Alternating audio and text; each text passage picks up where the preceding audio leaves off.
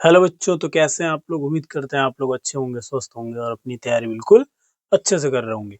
तो आज की वीडियो में हम लोग पढ़ने वाले हैं एक्सरसाइज 11.4 का क्वेश्चन नंबर 9।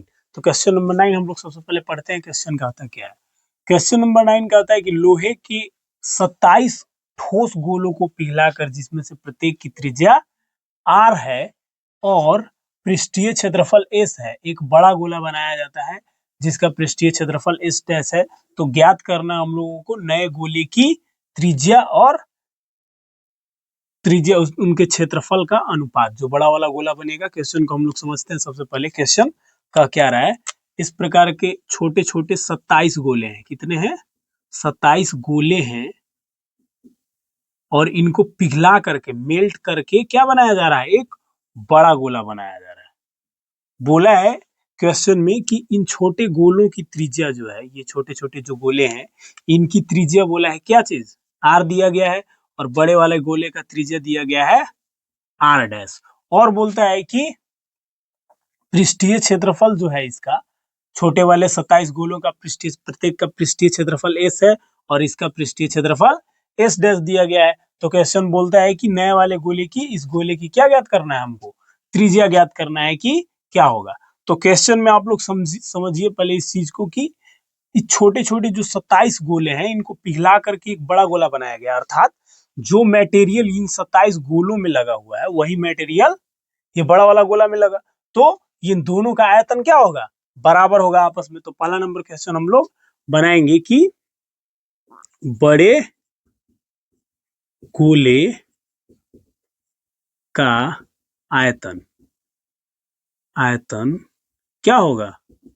27 छोटे गोले के बराबर होगा। छोटे गोले का आयतन के बराबर होगा, क्योंकि दोनों में मटेरियल जो यूज हो रहा है वो क्या हो रहा है? बराबर यूज हो रहा है और आयतन वही होता है। तो हम लोग बड़े वाले गोले का आयतन, तो बड़े वाले गोले का आयतन क्या हो जाएगा? गोला का जो आयतन होता है 4/3 पाई आर। यहाँ पे क्या है? बड़े वाले गोले की त्रिज्या आर डैश दिया गया, तो आर डैश का क्यूब कर लेंगे, बराबर 27 छोटे गोले का आयतन। तो 27 गुना में गोले छोट, ये भी क्या है? गोला है, तो गोला का आयतन क्या हो जाएगा? 4/3 पाई और इसकी त्रिज्या आर है, तो आर का हम लोग क्यूब कर लेंगे। यहाँ तक आपको दिक्कत नहीं होना चाहिए। अब जो भी कट रहा है यहाँ पे हम लोग काट लेते हैं। 4/3 और पाई, यहाँ पे भी 4/3 और पाई क्या हो जाएगा? कैंसिल हो जाएगा। हमारे पास बचेगा सिर्फ आर डैश का क्यूब बराबर 27 आर का क्यूब। आप क्यूब से क्यूब डायरेक्ट भी काट सकते हैं, और नहीं तो दोनों तरफ हम लोग क्या कर लेते हैं? क्यूब कर लेते हैं। क्यूब रूट हम लोग चढ़ा लेंगे तो क्या होगा? क्यूब रूट यानी कि हम लोग वर्गमूल में जानते हैं कि दो गो के बदला में हम लोग क्या लिखते हैं बाहर में?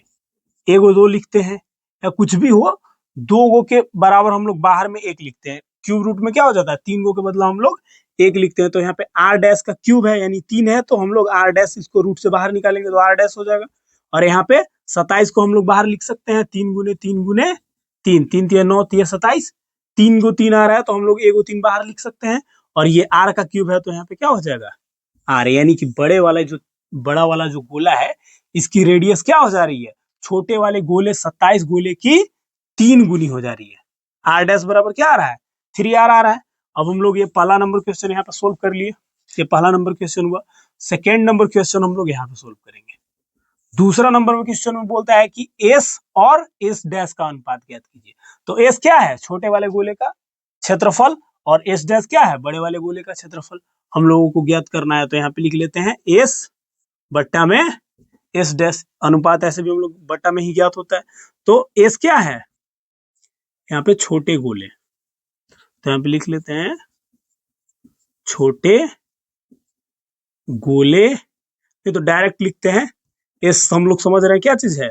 छोटा वाला गोला, तो छोटा वाला गोला क्या चीज? 4 पाई आर स्क्वायर होता है गोले का क्षेत्रफल, और बड़ा वाला गोले का क्षेत्रफल ये भी हो जाएगा 4 पाई, और इसकी रेडियस क्या है? आर डैश का स्क्वायर हो जाएगा। अब इसको हम लोग नीचे सोल्व कर लेते हैं। यहाँ तो 4 पाई से 4 पाई कैंसिल हो जा रहा है, यहाँ पे काट भी लेंगे हम लोग सबसे पहले। अब आर का, तो ये आर क्या है? बड़ा वाला गोले का तो त्रिज्या आर ही है, तो ये आर स्क्वायर ही रह जाएगा। और आर डैश बराबर भी हम लोग क्या फाइंड किए हैं? 3R। तो यहाँ पे लिख लेंगे 3R का स्क्वायर बराबर क्या हो जाएगा? ये हो जाएगा आर का स्क्वायर बट्टा में 3 का स्क्वायर करेंगे तो 9 आएगा, और ये आर का स्क्वायर तो आर स्क्वायर। अब यहाँ पे भी कट रहा है, आर स्क्वायर से आर स्क्वायर कैंसल, यानी बच क्या जाएगा 1/9, यानी कि एस अनुपात एस डैश बराबर आप क्या लिख सकते हैं 1/9 का अनुपात आएगा। बड़े वाले छोटे वाले गोले का क्षेत्रफल और बड़े वाले गोले का क्षेत्रफल का जो अनुपात होगा वो क्या होगा 1/9 का अनुपात आएगा। तो क्वेश्चन ठीक ठाक है, हो गया।